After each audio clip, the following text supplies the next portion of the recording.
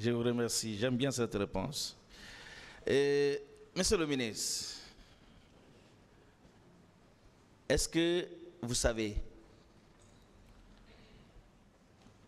que c'est le président Moussa Dadis Camara qui était demandeur à l'arrivée de la commission d'enquête internationale? Est-ce que vous le savez? La lettre du secrétaire général des Nations Unies au Conseil de sécurité ne le dit pas.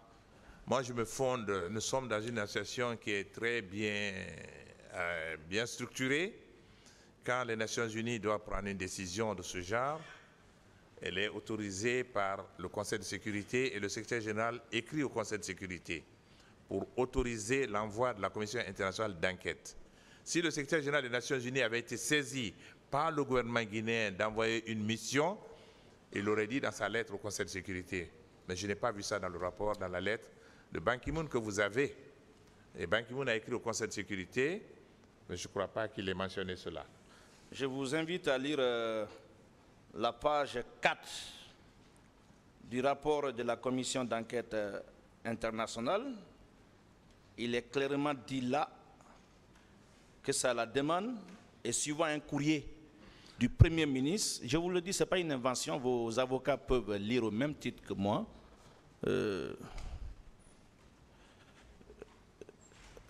Je vous invite, vous pouvez, sûrement vous avez ce rapport, à voir la page 4.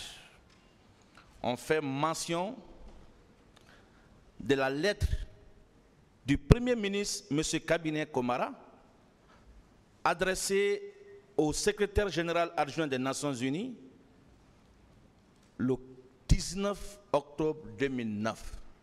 C'est écrit.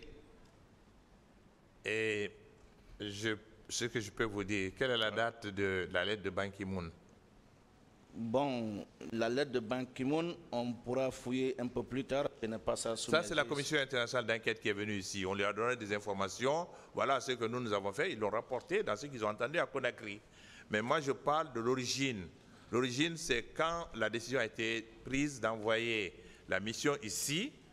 Ban Ki-moon a envoyé, il n'a pas fait référence à une demande. La lettre de Ban Ki-moon date du 28 octobre 2009 et la lettre du Premier ministre date du 19 octobre 2009. Je répète, je ne veux pas trop discuter de cette question avec vous, c'est des détails, mais je voudrais vous dire simplement que le secrétaire général, en prenant la décision d'envoyer la commission internationale d'enquête ici, ne l'a pas mentionné. Mais la commission est arrivée ici, ils ont fait leur travail, c'est au cours de leur séjour à Conakry, ils ont été informés que le gouvernement a envoyé une lettre.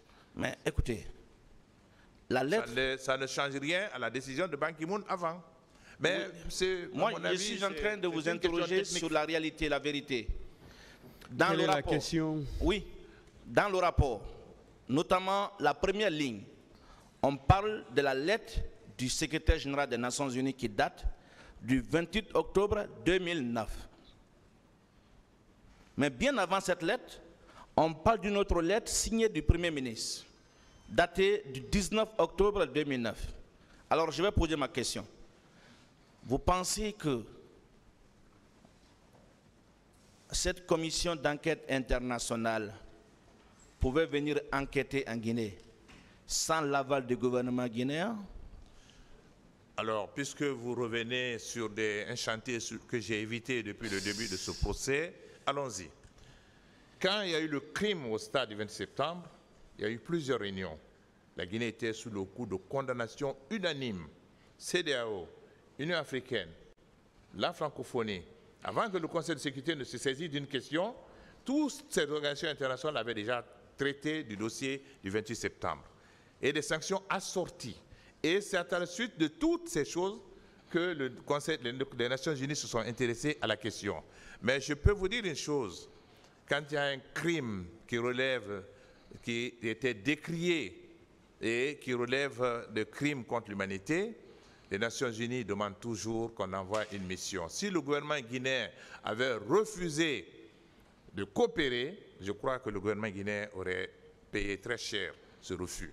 Il n'y avait pas de raison que les autorités d'ici refusent donc l'arrivée de cette mission parce que le crime ou du moins ce qui s'est passé au stade du 20 septembre, était tellement flagrant, était tellement commenté, que la CEDEAO qui était là, la Commission internationale, ou du moins le groupe international de contact qui était venu, toutes les autres organisations internationales avaient déjà fait rapport sur ce qui s'est passé.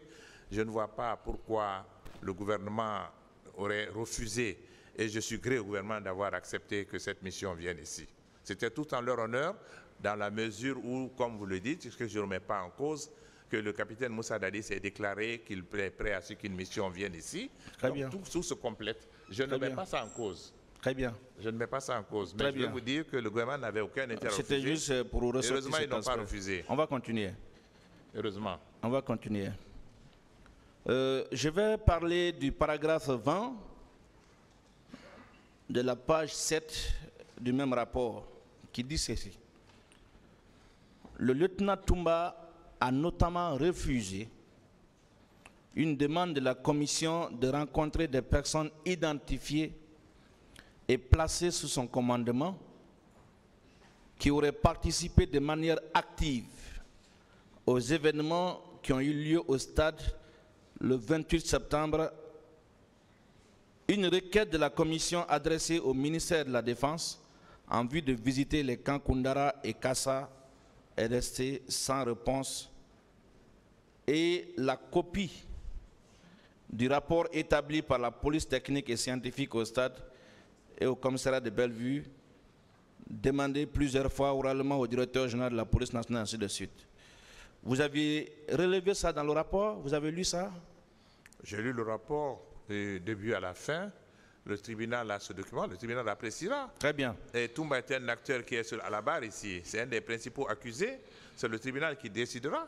Très bien. En dehors de ce que moi j'ai dit, ce qui n'est pas qui ne comprend pas tout le 28 septembre, mais c'est le tribunal qui appréciera le rôle de tous ceux qui sont dans le box là. Très bien. Y compris Toumba. Je vais Je évoluer. ne suis pas là pour le défendre. Oui, je vais évoluer, monsieur le ministre, calmez-vous. Vous aviez donné votre opinion, hein, en tant que juriste d'ailleurs, j'ai bien aimé ça. Je suis juriste, vous avez même dit, si je me souviens bien, être la 9e promotion de la faculté de droit de l'université guinéenne, n'est-ce pas? Oui, sauf si vous mettez en doute. Non, je ne mets pas en doute. Vous êtes un cadre pétri d'expérience, très compétent. Les questions, s'il vous Oui. plaît. Vous aviez dit que ces crimes relèvent des crimes internationaux, des crimes contre l'humanité. Est-ce que vous savez que les infractions poursuivies sont tout sauf les crimes que vous êtes en train de citer ici?